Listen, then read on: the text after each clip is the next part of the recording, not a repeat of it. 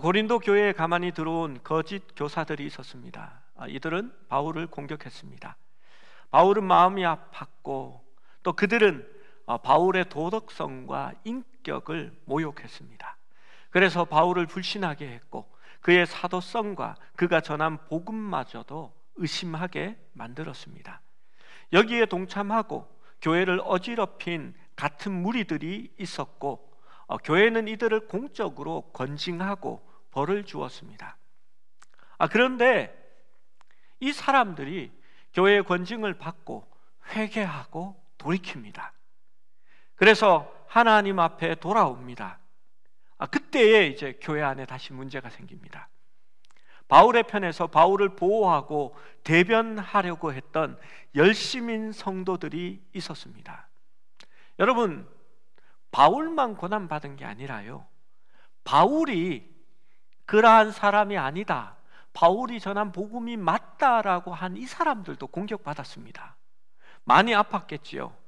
지난 일을 생각하면 절대 바울과 교회를 근심하게 한 그들을 용서하기가 싫습니다. 그런데 바울은 근심하게 한 사람을 용서하라라고 말했습니다. 지난주의 말씀 기억나시지요? 우리는 지난 주일의 말씀을 통해서 용서하기 위해 바울이 첫 번째 취한 행동이 나는 괜찮다라는 말이었음을 생각해 보았습니다. 고린도후서 2장 5절의 말씀을 읽어봅니다. 함께 읽습니다. 시작. 근심하게 한 자가 있었을지라도 나를 근심하게 한 것이 아니요 어느 정도라 함은 내가 너무 지나치게 말하지 아니하려 함이라. 바울 자신이 이 일의 당사자이며 직접적인 피해자입니다. 그럼에도 불구하고 나를 근심하게 한 것이 아니다라고 말합니다. 아니, 근심하게 했지요. 얼마나 괴로웠는데요. 그런데 나는 괜찮다라고 말합니다. 그는 자신이 겪은 아픔과 괴로움을 부정합니다. 그는 개인적으로 자기 연민에 빠지지 않았습니다. 내가 너무 아팠는데 이걸 어떻게 그냥 넘어가? 그렇게 말하지 않았다는 겁니다. 그는 스스로 자기 부인을 합니다. 자기를 희생합니다. 나는 괜찮으니까 지나치게 하지 말자라고 하는 겁니다. 여기에 용서에 가장 고귀한 미덕이 있습니다. 가해자를 용서하기 위해서, 그들을 위로하기 위해서 스스로 피해자의 신분에서 벗어난 겁니다. 나는 괜찮으니까 나는 신경 쓰지 말라라고 하는 것입니다. 그것이 있어야 용서가 되고 교회가 하나 된다는 것입니다. 두 번째로 자비를 보여줄 수 있어야 합니다. 우리 6절의 말씀을 같이 읽어봅니다. 6절입니다. 시작. 이러한 사람은 많은 사람에게서 벌을 받는 것이 마땅하도다. 우리 이렇게 번역된 성경에서 이게 오해가 쉬운 말입니다. 여기에서 마땅하도다라는 말은 이카노스라는 헬라어 단어인데요, 원래 뜻은 충분하다, 족하다라는 말입니다. 그러니까 충분한 벌 받았는 것으로 충분하다, 족하다 이런 뜻입니다. 그리스어로 벌이라는 에피티미아라는 단어는 신약 성경에서 여기 한 번만 쓰여집니다. 그러니까 성경에 딱 한 번 나오는 단어입니다. 이 단어가 어떻게 쓰여졌는지를 알려면은 그 당시의 문헌들을 살펴보면 이 단어의 용례를 알 수 있습니다. 그 용례를 살펴보면 개인적인 어떤 미움이나 보복을 얘기하는 단어가 아니라 공적인 기관에서 법적인 어떤 벌을 이야기하는 단어입니다. 그래서 이것은 개인적인 복수가 아니라 또 누군가에게 가해진 사적인 어떤 보복을 말하지 않습니다. 그래서 이 구절을 바르게 번역하기 위해서 이후에 나온 성경들은 좀 노력을 합니다. 그래서 우리 새 번역 버전에 보면 이렇게 번역을 했습니다. 같이 읽어볼까요? 시작. 여러분 대다수는 그러한 사람에게 이미 충분한 벌을 내렸습니다. 어떤 의미인지 좀 더 다가오지요. 공동 번역 개정판에는 이렇게 번역했습니다. 같이 읽습니다. 시작. 그 사람은 이미 여러분 대다수의 사람에게서 상당한 벌을 받았으니. 일종의 공식적인 처벌을 받았다라는 겁니다. 많은 사람에게서 그 벌을 받았다라는 말은 교회의 권징에 넘겨졌고 교회가 그들에게 이미 벌을 가했다라고 말합니다. 이미 교회가 공식적으로 취한 적절한 대응을 하였고 그 벌을 받았다라고 이야기하는 것입니다. 그리고 그들은 그 벌을 받음으로 회개하고 돌아옵니다. 여러분, 이것이 얼마나 올바른 방법이고 잘된 것인지 모릅니다. 오늘날 교회들은 권징하지 않습니다. 그래서 교회의 거룩함이 무너집니다. 그리고 권징하려고 하면 교회가 여기밖에 없나 하면서 끝까지 잘했다고 하면서 딴 데로 가버립니다. 그러니까 회개하지 않습니다. 그런데 교회가 권징을 하고 그 권징을 스스로가 받아들이고 회개하고 돌아섰다라는 것은 얼마나 대단한 일인지 모릅니다. 그런데 문제가 있습니다. 성도들의 마음입니다. 바울의 추종자들은 이 공적인 징계로 충분하지 않다라고 생각했습니다. 그들은 이 문제를 일으킨 사람들과 풀기를 원하지 않습니다. 저 원수들이랑은 다시는 상종도 하지 말아야지. 다른 사람이 다 용서해도 나는 용서하지 못해라는 그러한 생각을 가지고 있었던 겁니다. 여러분,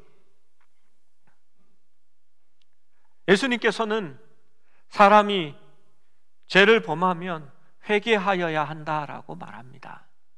그런데 여러분, 회개하면요, 그 사람이 확 좋아집니까? 딴 사람이 될 것 같습니까? 사람이라는 게 그렇지 않습니다. 여러분은 한 번 지은 죄, 내가 후회하고 하나님 앞에 회개하고 잘못했다고 하면 다시는 그 죄를 짓지 않습니까? 짓습니다. 그게 사람이니까요. 예수님께서는 그것을 말할 때 베드로가 나와 말합니다.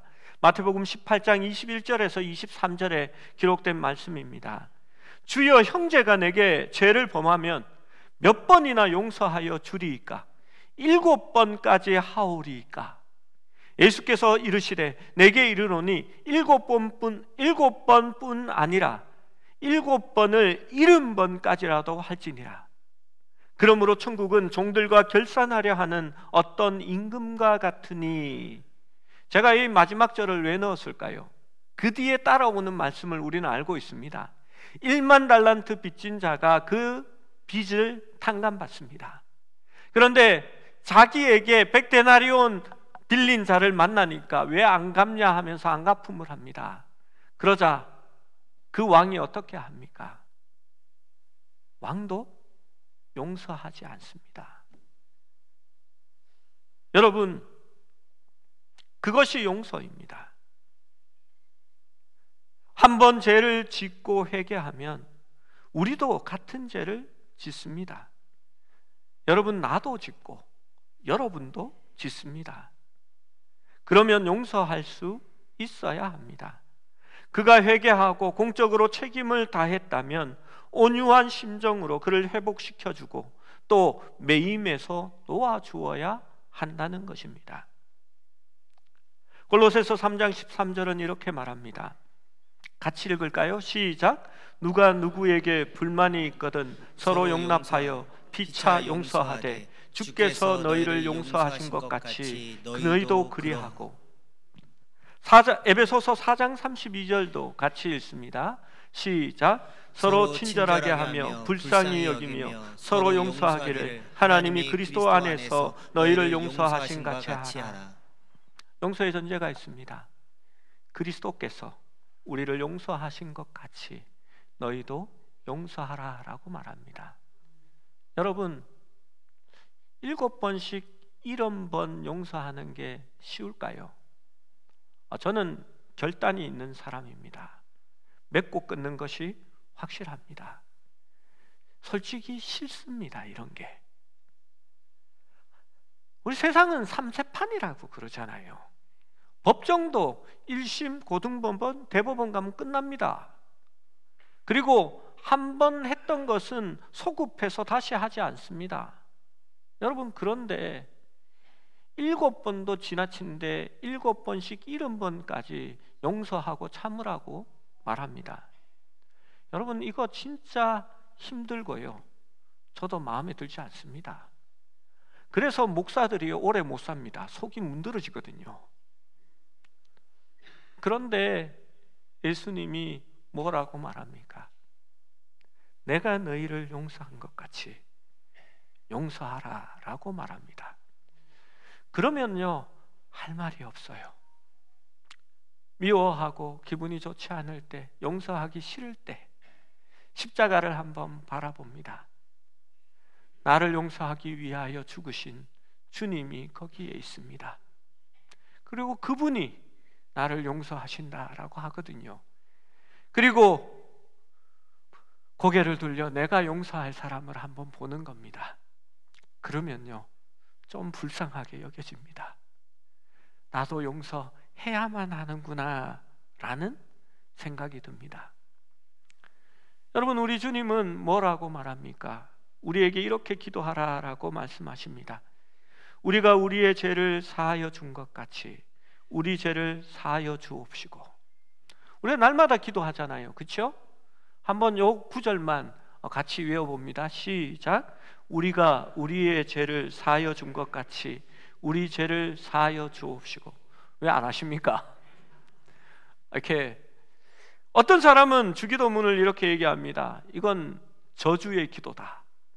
왜냐하면 이 구절 때문에 그렇답니다. 우리가 우리의 죄를 사하여 준 것 같이 우리의 죄를 사하여 주옵시고. 내가 용서하지 못하는데요, 사하여 주지 못하는데요, 그러면 주님께서 나의 죄를 용서하지 말라는 얘기니까 그 기도를 여러분 매주 하신 겁니다. 그래서 저주의 기도다라고 말합니다. 주님은 우리에게 말씀하십니다. 우리가 땅에서 풀면 하늘에서도 풀리고, 여러분, 땅에서 묶으면 하늘에서도 매일 것이다 라고 말합니다. 실제로 어쩌면 이 의미는 반대가 될 수 있다고 생각합니다. 그 사람을 묶는 것이 아니라 용서하지 못하면 나를 묶는 게 되는 겁니다. 왜냐하면 내 죄도 용서받지 못할 거니까. 그래서 자비를 베풀어라 라고 말합니다.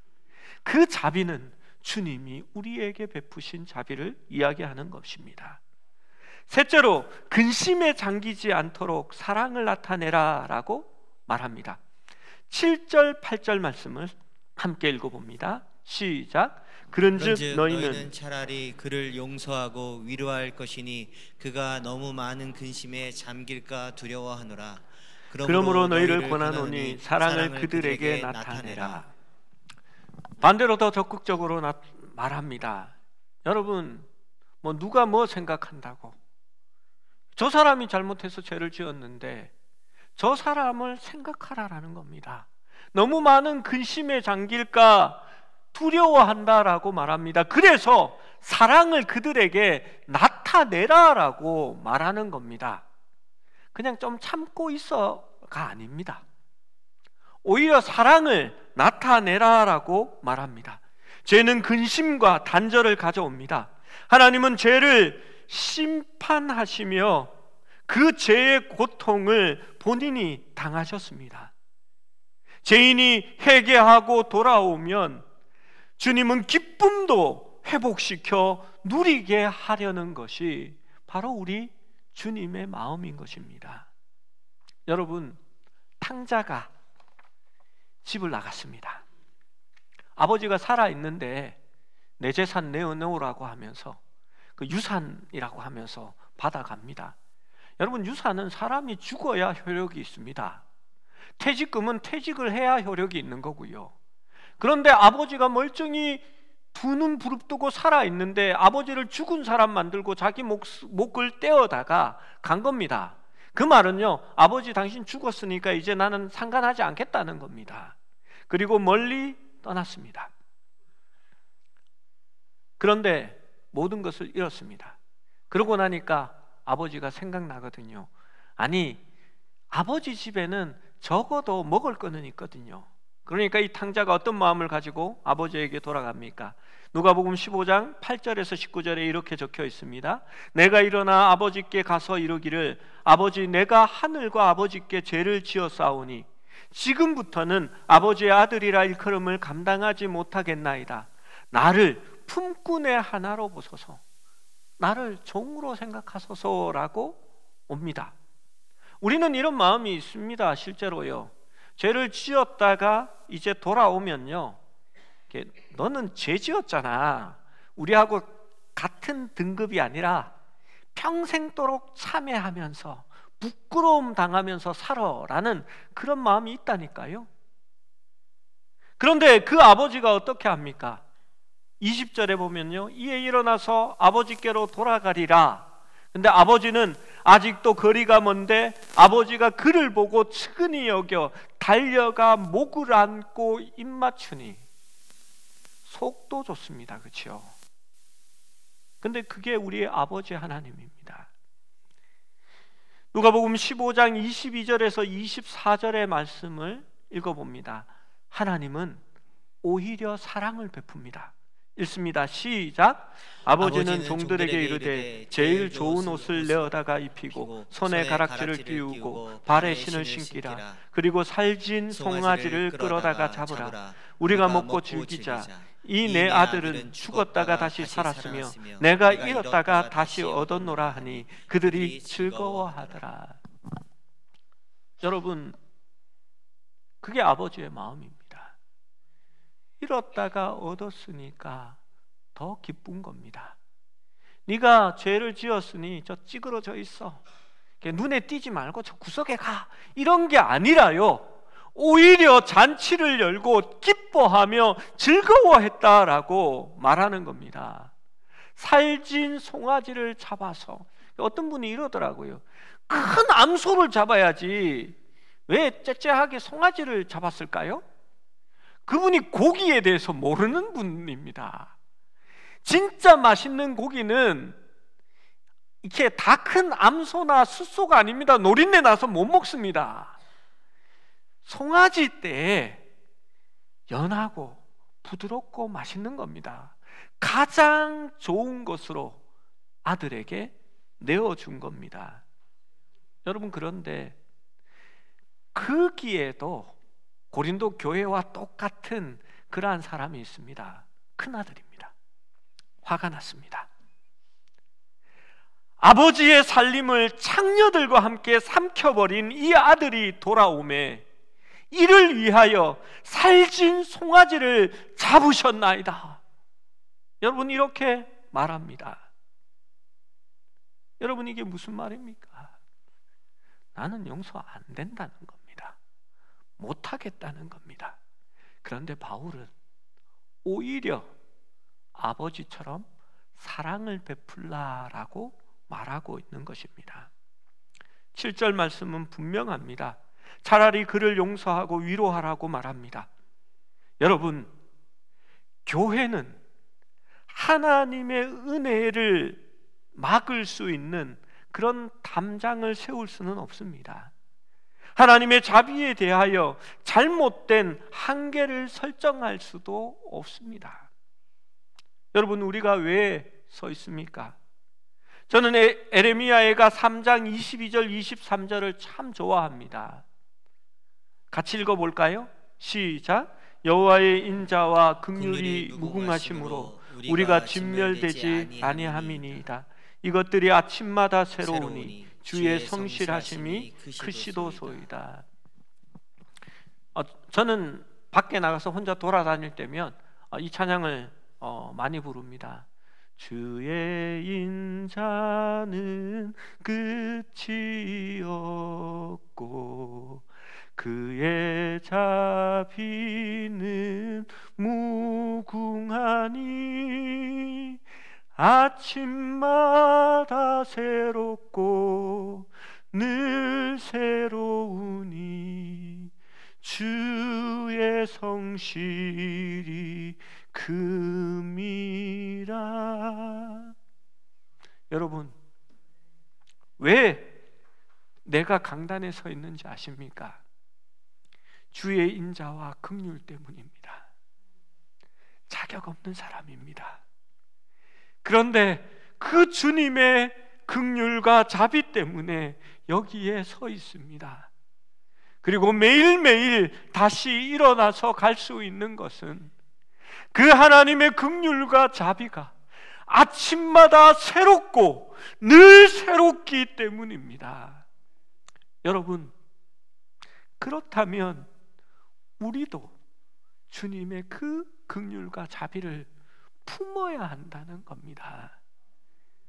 한번 죄 지은 것으로, 아니 또 죄 지었다 할지라도, 아니 7번 그렇게 했다 할지라도 용서해야 하는 겁니다.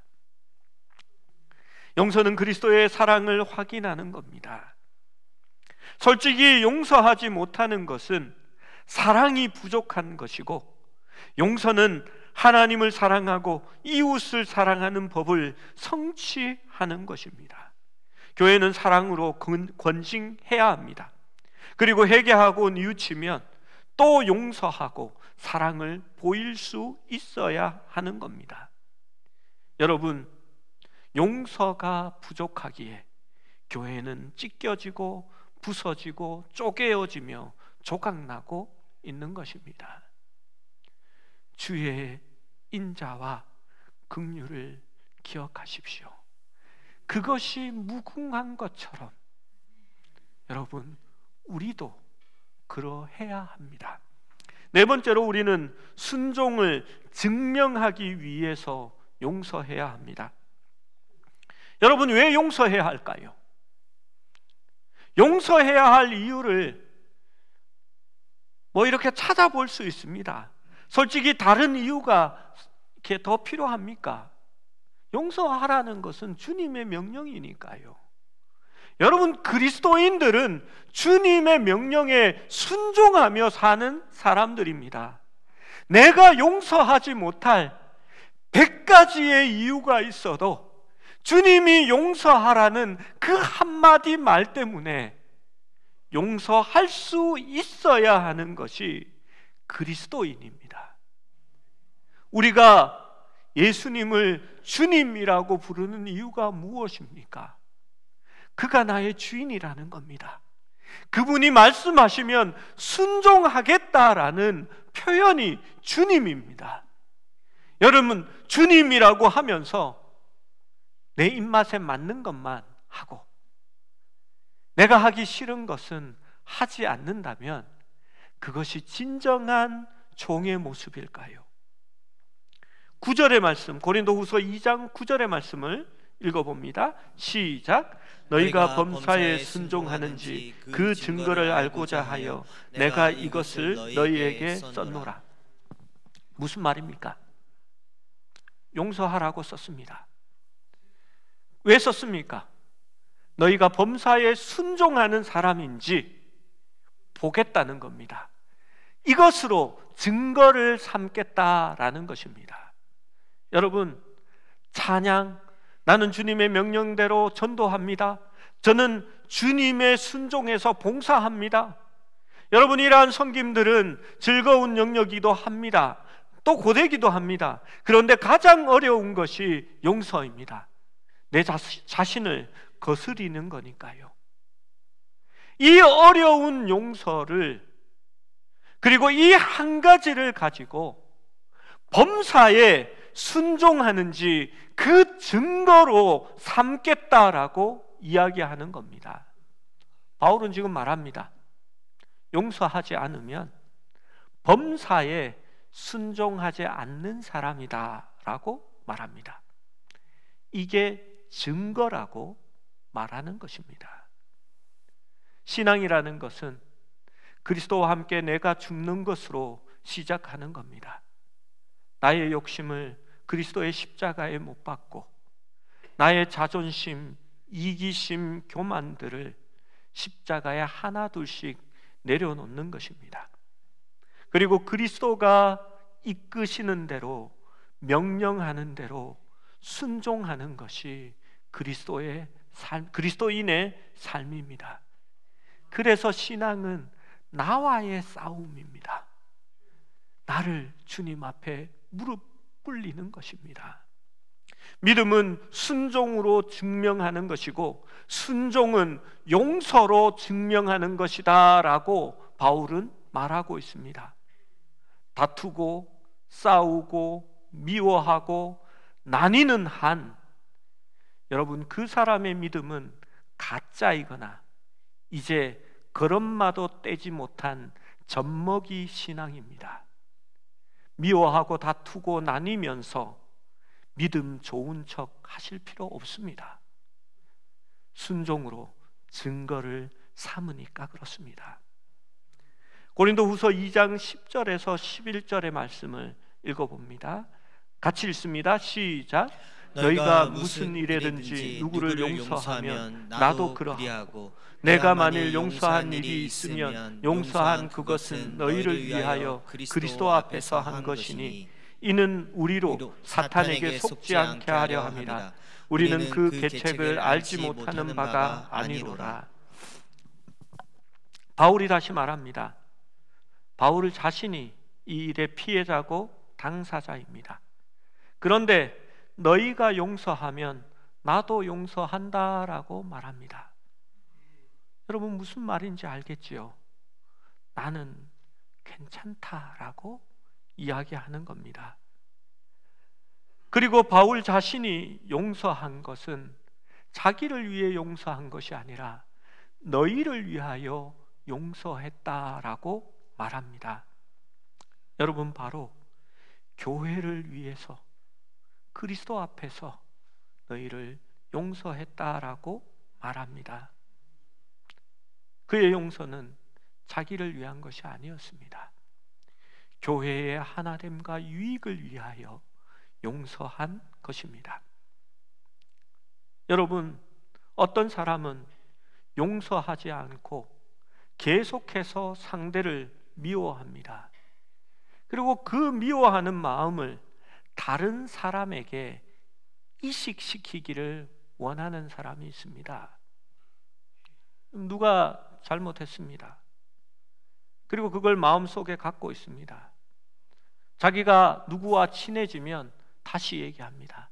옛날에 말이지 저 목사가 말이야 그때 그 사고를 쳤다? 그리고 저 목사를 믿으면 안 돼.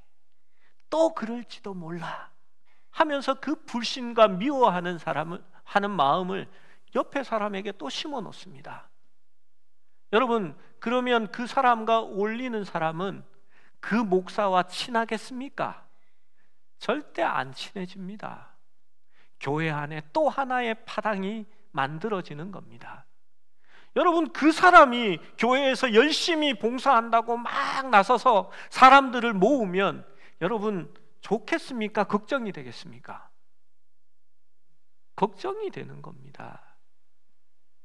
여러분, 썩은 사과 하나가 사과 상자 안에 들어가면 여러분 곧 주위에 있는 사과들을 다 썩어 나가게 만들 겁니다.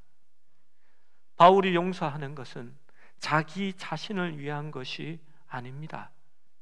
고린도 교회에 용서하지 못하는 자들을 주님 앞에서 용서의 자리로 데려가기 위해서 그렇게 한 것입니다.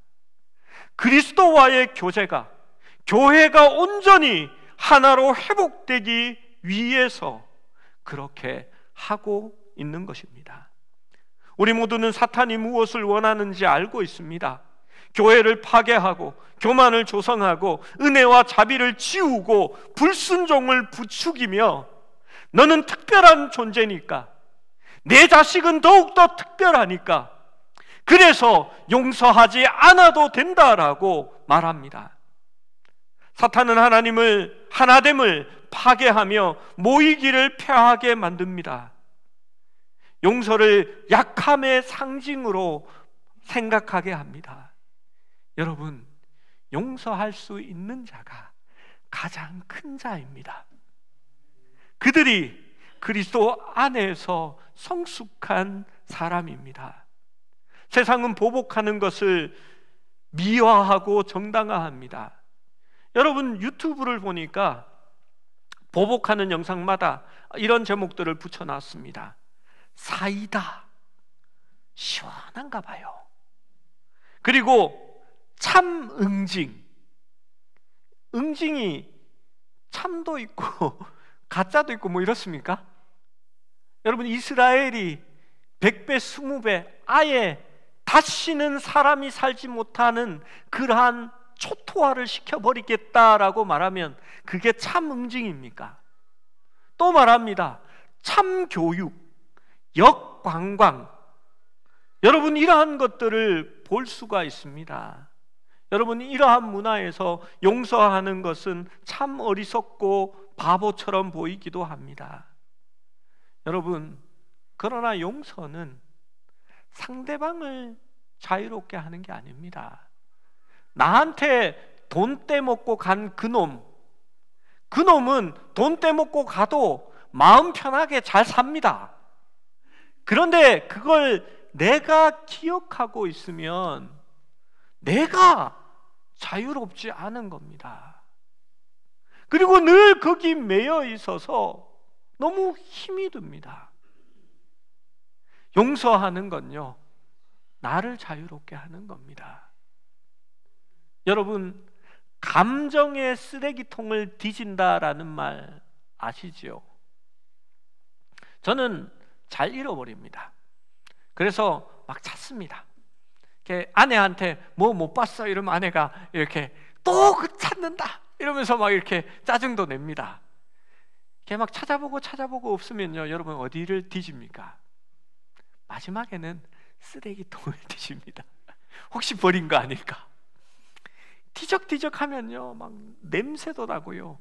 어떤 거는 막 이렇게 곰팡이가 펴가지고 이렇게 포자가 휙 날아 올라갑니다.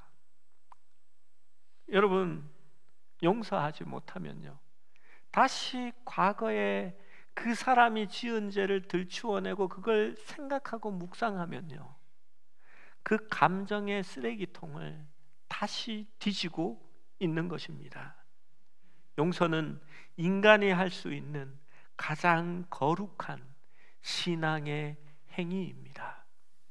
교회가 교회 될 수 있는 것은 용서하고 또 용서하고 또